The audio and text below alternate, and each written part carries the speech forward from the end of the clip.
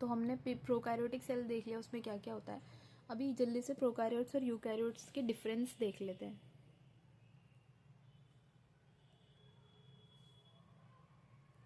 तो prokaryotic cell कैसी होती है हमारी, स्मॉल होती है। यूकैरियोटिक लार्जर होती है कंपैरेटिवली, इतनी बड़ी नहीं होती कि हमें नज़र आ जाए। ये सब माइक्रोस्कोप से दिखती हैं सेल्स। ये कंपैरिजन हो रहा है, टेबल बनाते हैं तो उनका कंपैरिजन करते हैं, तो प्रोकैरियोट्स और यूकैरियोट्स का डिफरेंस। एनसीईआरटी में भी डिफरेंस दिया है बट उन लोग उसमें टेबल नहीं है, थ्योरी ऐसे करके लिख रखा है पूरा, तो टेबल से ज़्यादा इजीली याद हो जाता है। तो जब भी कभी दो चीज़ों की बात करें ना एनसीईआरटी, तो टेबल बना लो उन दोनों का और सामने सामने करस्पॉन्डिंग पॉइंट्स लिख दो। तो ये स्मॉल है, ये लार्ज है।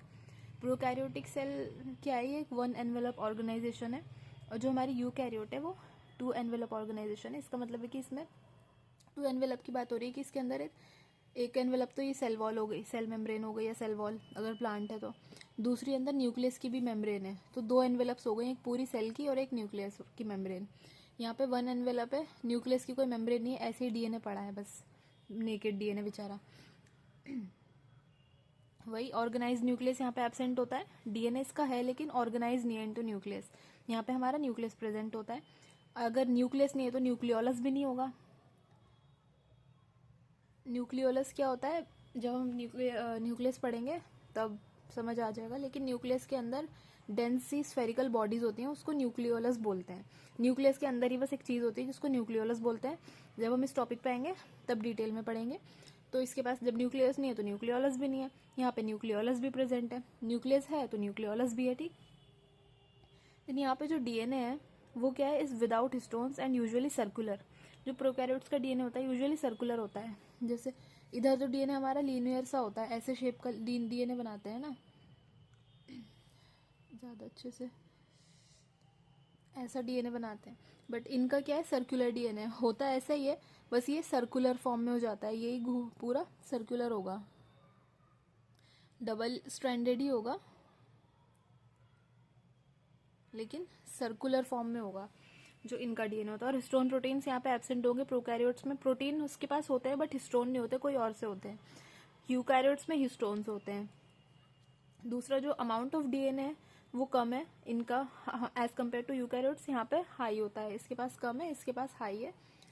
ट्रांसक्रिप्शन एंड ट्रांसलेशन ये जेनेटिक्स में आएगा। ट्रांसक्रिप्शन होती है डीएनए से आरएनए बनाना, एंड ट्रांसलेशन होती है आरएनए से प्रोटीन बनाना, तो वो साइटोप्लाज्म में ही होती है प्रोकैरियोट्स में। लेकिन जो यूकैरियोट्स हैं वहाँ पे क्या होता है, पहला स्टेप जो हमारा ट्रांसक्रिप्शन है, यहाँ पे 1 लिखा है ना, तो ट्रांसक्रिप्शन होती है न्यूक्लियस के अंदर, डीएनए न्यूक्लियस में प्रेजेंट है तो डीएनए से आरएनए भी न्यूक्लियस में ही बनेगा। लेकिन ट्रांसलेशन जो होगी वो बाद में, आरएनए क्या करता है फिर साइटोप्लाज्म में चला जाता है न्यूक्लियस से ट्रैवल करके, और साइटोप्लाज्म में जाके वो प्रोटीन बनाता है। तो प्रोकैरियोट्स में हमारी साइटोप्लाज्म, क्योंकि इसका तो न्यूक्लियस है ही नहीं, सिंपल है, साइटोप्लाज्म में ही दोनों काम होंगे, ट्रांसक्रिप्शन भी ट्रांसलेशन भी। यहाँ पे ट्रांसक्रिप्शन न्यूक्लियस में होगी क्योंकि डीएनए न्यूक्लियस में है, तो डीएनए से आरएनए न्यूक्लियस में बनेगा, फिर वो आरएनए बाहर चला जाएगा न्यूक्लियस से और साइटोप्लाज्म में जाके प्रोटीन बनाएगा।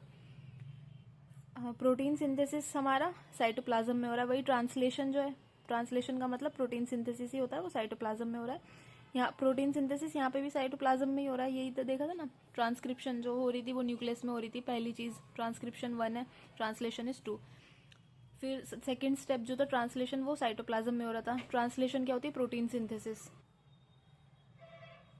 तो साइटोप्लाज्म में हमारा ट्रांसलेशन हो रहा है दोनों का, प्रोकैरियोट्स का भी यूकैरियोट्स का भी। लेकिन ट्रांसक्रिप्शन प्रोकैरियोट्स में तो दोनों चीज़ें ही साइटोप्लाज्म में हो रही, और यूकैरियोट्स में क्योंकि उसके पास न्यूक्लियस है तो ट्रांसक्रिप्शन हमारी न्यूक्लियस में ही होगी। और थोड़ा बहुत प्रोटीन सिंथेसिस माइटोकॉन्ड्रिया में भी होता है और प्लास्टिड्स में भी। ये याद ना रहे तो कोई बात नहीं, जब हम माइटोकॉन्ड्रिया और प्लास्टिड्स पढ़ेंगे तब देख लेंगे।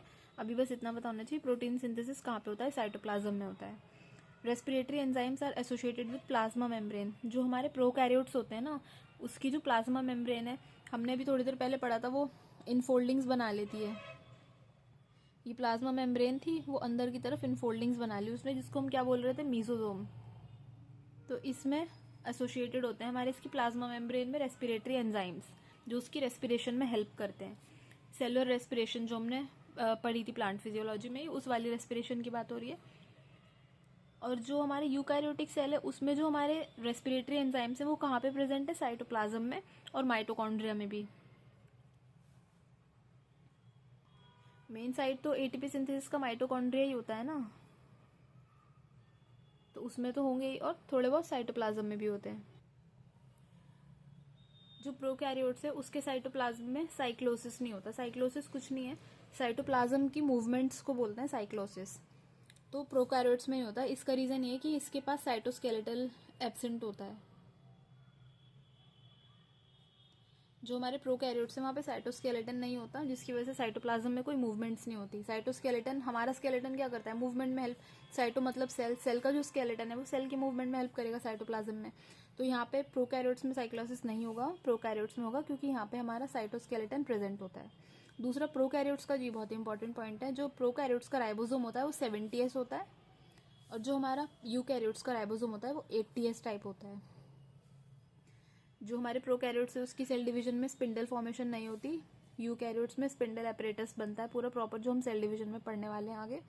इसके बाद नेक्स्ट चैप्टर जो है हमारा, फिर जो माइक्रोट्यूब्यूल्स और माइक्रोफिलामेंट्स हैं वो एब्सेंट होते हैं प्रोकैरियोट्स में। वो क्या है? साइटोस्केलेटन ही है वो। ये जो साइटोस्केलेटन यहाँ पे लिखा है, साइटोस्केलेटन में क्या क्या आता है? जैसे हमारा जो स्केलेटन है उसमें क्या आती है? बोन्स आती है, कार्टिलेज। ऐसे इसका जो सेल का स्केलेटन है साइटोस्केलेटन, वो किससे बना होता है? माइक्रोट्यूब्यूल्स। बहुत सेल कितनी छोटी होती है ना, तो उसकी ट्यूब्यूल्स को माइक्रोट्यूब्यूल्स एंड माइक्रोफिलामेंट्स की बहुत छोटे होते हैं, तो यहाँ पे एब्सेंट होंगे। और हमारे यूकैरियोट्स में ये प्रेजेंट होते हैं, जिसकी वजह से साइक्लोसिस देखने को मिलता है।